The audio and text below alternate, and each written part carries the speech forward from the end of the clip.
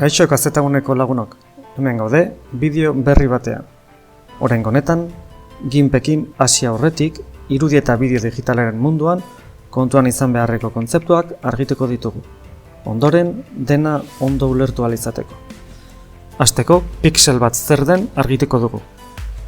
Irudi digital guztiak kolore ezberdinetako pixelez osatua dago. Pixel bakoitza puntu bat delarik. Kolore ezberdinetako pixel asko bat egitean, irudia sortzen da. Erresoluzioaz hitz egiten dugunean, normalean pantailaz ari gara. Mobilekoak, tabletak, portatilekoak, telebistak, eta abar. Baina argazki kamera edo hauen sentsorei buruz ere izan daiteke. Erresoluzioa hitza zenbat pixel dituen adierazteko erabiltzen dugu. Eta kalkulatzeko, zabaleran dituen pixelak altueran dituen pixel kopuruarengatik biderkatu behar da. Kamera batek 48 megapixel dituela esaten dutenean, honen irudiak 8.000 bider 6.000 pixeleko irudiak ateratzen dituela adierazten dute. Guzti hau argi badaukagu, irudiaren kalitatearen inguruan komentatzen hasi gaitezke. Normalean, irudi bat kalitate handia duela esaten dugu, honek detaile handia badauka. Hau neurtzeko, PPP, pixel por pulgada, edo PPI, pixels per inch terminoak erabiltzen dira. Atzbete batean dagoen pixel dentsitatea neurtzen du. Kalkulatzeko, erresoluzioa pantailaren tamainaz zatituko dugu. Pixelen tamaina ez da beti berdina. Erresoluzio berdina eredutzat hartuta, adibidez, 1920 bider 1080 pixel edo Full HD, pixel guztiak tablet bateko 7 azbeteko pantaila batean edo 50 azbeteko pantaila batean sartzea ez dago zabera. Pantailaren tamaina geroz eta txikiagoa denean, pixelaren tamaina ere txikiagoa izango da. Ondorioz, pixel dentsitatea handiagoa izango da.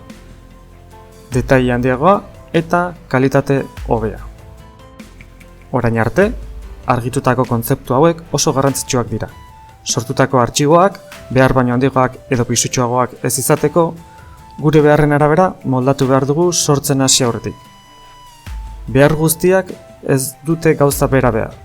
Adibidez, irudi moduan inprimatu nahi badugu, 300 ppp inguru alde batetik, eta erresoluzio aldetik inprimatu nahi dugun tamainaren araberakoa izango da.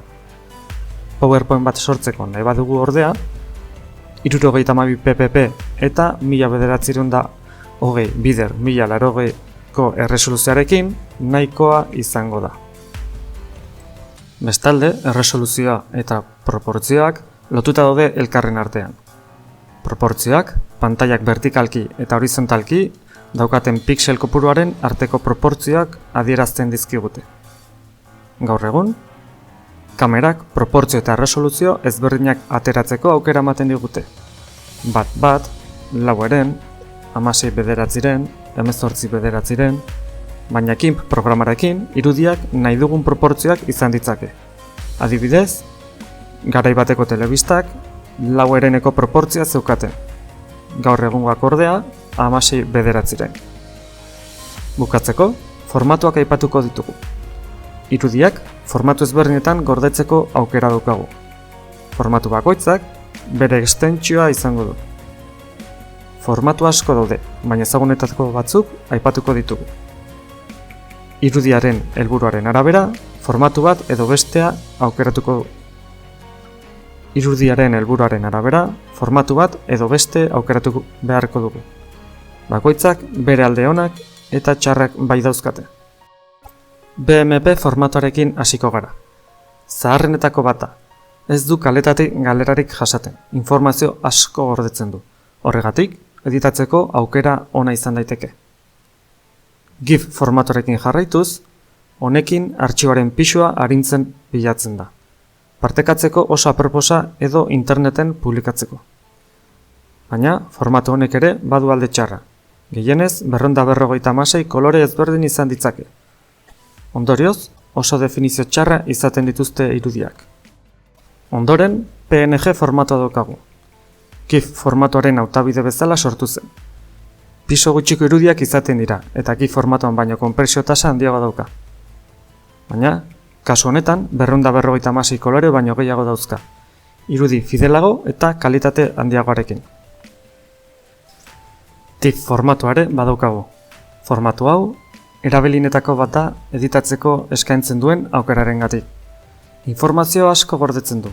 Horregatik, artxibo originalak gordetzeko aukera paregabea da. Gainera, formatu honekin, kapak gordetzeko aukerare badaukagu. Formatu honen alde txarra, artxiboen pisua da, asko okupatzen dute. Bai GIF, PNG eta TIFF formatuak, hirurak, gardentasuna erakusteko aukera eskaintzen dute. Azkenik, JPG edo JPEG formatua daukagu. Gaur egun, formatu erabiliena da. Formatu hau, artxiba konprimatu egiten du eta konpresioaren arabera, irudiaren kalitatea eta honen pisua aldatu egingo du. Baina, nahiko orekatua izaten da kalitate eta pisua. 16 milioi kolore ezberdin izan ditzake. Partekatzeko oso gomendagarria da. Gaur egun, erabiliena da WhatsApp bidez edo email bidez bidaltzeko. Smartphone edo argazki kamerak ateratzen dituzten irudiak zuzenean JPG formatuan ateratzen dituzte.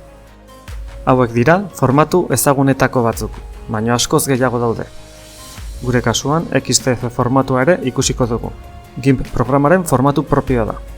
Honek ere gardentasuna eta kapak onartzen ditu.